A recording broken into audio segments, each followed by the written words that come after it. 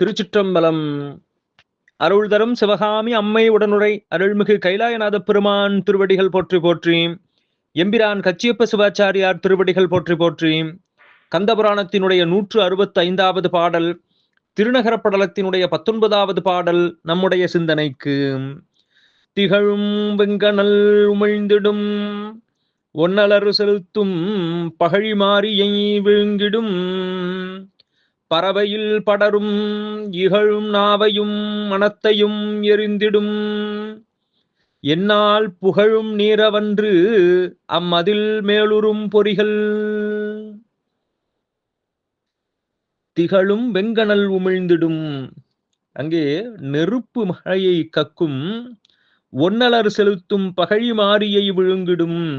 அங்கே பகைவர்கள் மலை போல வேகமாக விடக்கூடிய, தொடர்ந்து அனுப்பக்கூடிய அம்புகளை எல்லாம் அப்படியே விழுங்கிவிடும்.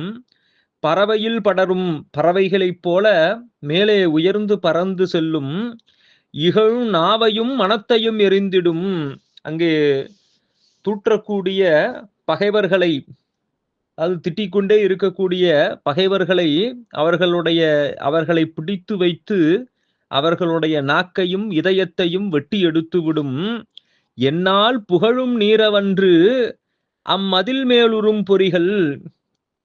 அந்த நம்முடைய காஞ்சி மாநகரத்திலே இருக்கக்கூடிய திருமதில் சுவரின் மேல் இருக்கக்கூடிய அந்த எந்திரங்கள் என்னால் புகழக்கூடிய தன்மை உடையதா?